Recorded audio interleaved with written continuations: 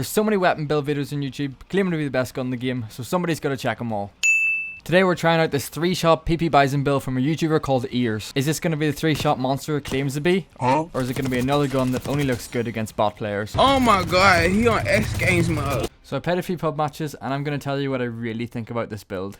So I know I talk about it a lot, but the PP Bizon is just another one of those guns that I get such a massive nostalgia factor from. I think we first seen it in the OG Modern Warfare 3, if I remember correctly. We do see this Omni movement to the max here.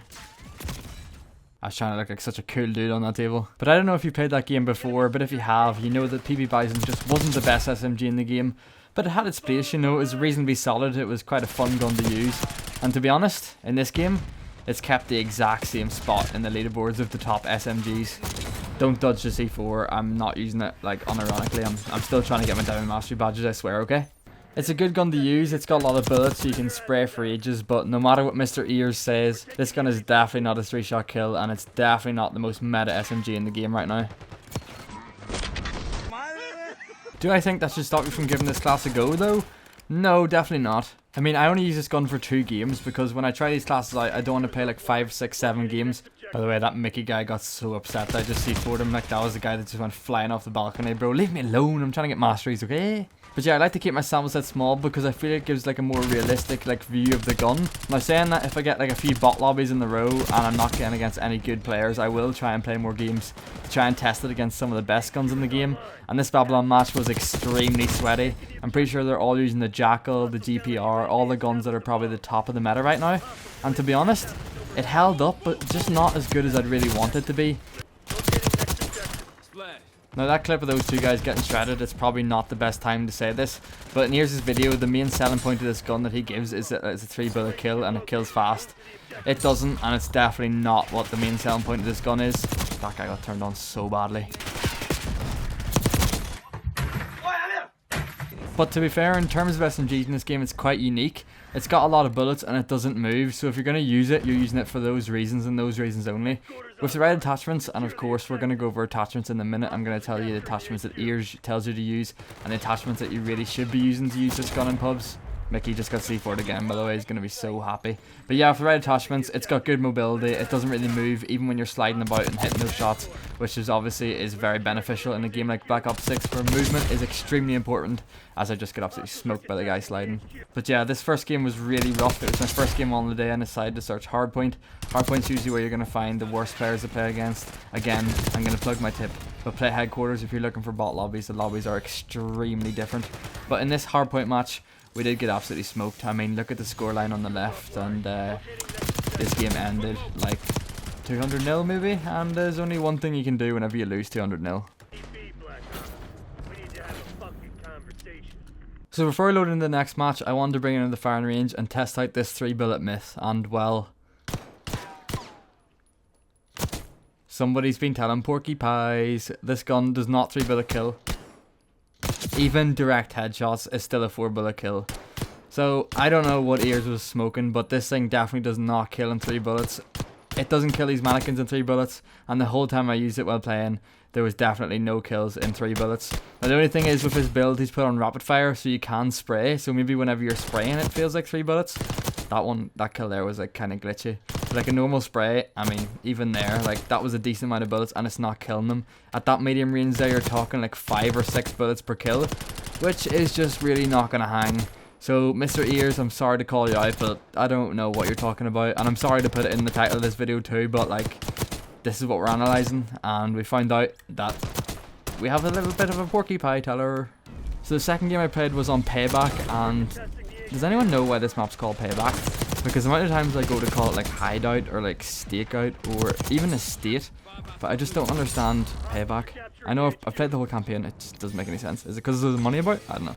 But this lobby was a lot easier. I think I dropped over 100 kills in this match, and it kind of shows where this gun's going to shine, so I kind of thought this was enough after this. But you're going to see a lot of clips where the players just aren't as good as the last game, and it kind of sums up this game. If you feel like you're going to play against some sweaty players that are using the best guns in the game, as a lot of sweaty players tend to do, I would not recommend pulling out the PP Bizon. But if you realise that your lobby's a little bit below skill level, and you need those extra bullets to like get those high multi-kills, then maybe this is the type of lobby you want to pull this out. But for the rest of this match, we're going to be going over the attachments that Mr. Ears tells you to use, and the attachments that I think make more sense on this gun.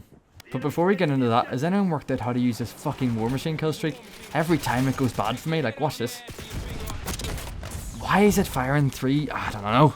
So coming up on the screen right now as I put down my big sentry gun, I promise you it's for the kill streaks, platinum badge or diamond badge or whatever. I'm not using this kill streak out of choice. But coming up on the screen is Ears' attachments, and I'm going to walk through each and every single one and pointed out why he's decided to put on this attachment and what I think, if there is a better alternative. That's a big if. Sometimes I agree, surprisingly enough.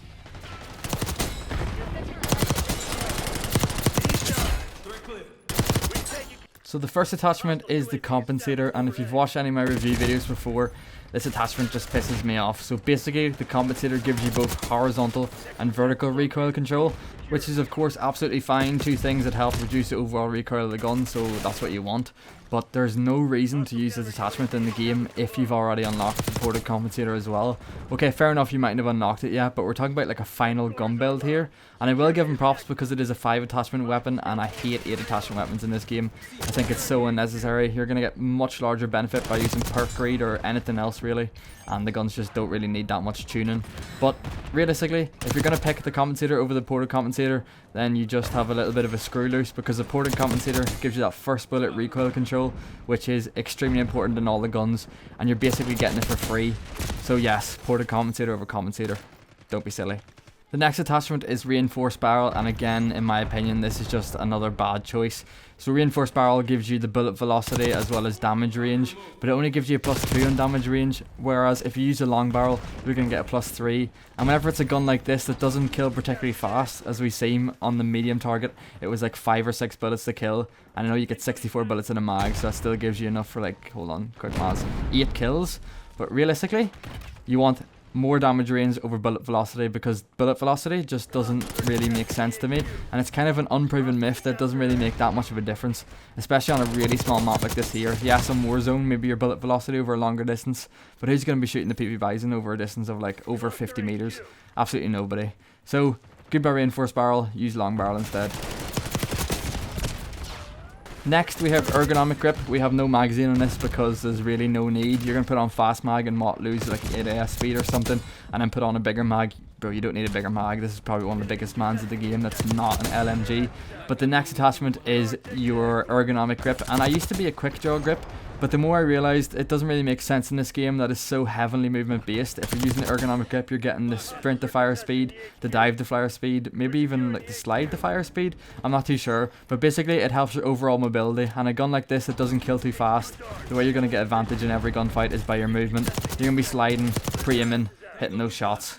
So the next attachment I'm also going to hit with hard disagree. He's got infiltrator stock on like it's an AR, but it's a submachine gun, and even though I do agree that you do have to do a lot of pre-aiming with this gun, as I just did in that clip, infiltrator stock, given that increased walking speed, is just not necessary, because whenever you're aiming you're going to be getting your gun up quick, and that's why you're using the ergonomic grip for the ADS speed, and you're going to want to be moving, and you can't move too fast when you're aiming down sights anyway, even with this attachment. And what I would go for is heavy stock, because that really helps the recoil over a little bit of longer distances, because if you're getting shot and you're flinching, it's extremely hard to control even with this gun that doesn't move too much. And for the last attachment, you might be surprised by this, but I am using rapid fire on my gun as well, so I do agree with this one. This gun doesn't shoot really slow without it, but realistically, whenever you're putting on rapid fire, it's going to help you get more bullets out the gun quicker. And as I've said before, it does not have a fast time to kill speed, which does not suggest by the title of this video or Mr. Ears. Just blame Mr. Ears, right? He's trying to clickbait you, and I'm just reviewing his video. But it's not my fault. It's not my fault. But this gun doesn't kill too quickly, so you want to get as many bullets out as you can, and especially with an SMG, if you want to compete up close, rapid fire is essential. So on the screen right now is my updated build, and this is the attachment you should use when you're using this gun. And that's really it. I'm not going to blabber on for too long at the end of this video, but all I want to say is this is definitely not a hate video, and I'm not hating on Ears. He makes good videos, and I just wanted to put my opinion out there about how I think this build will be far better if using it in pubs. But realistically, this gun doesn't match against some of the best guns in the game, but against players at a slightly low skill level, it is an absolute bot shredder. So thanks for watching. I hope you enjoyed, and if you did like this video, please drop a like and subscribe. It helps a lot, especially when I'm so early on in this video making. Thanks for watching again, and I'll see you in the next one.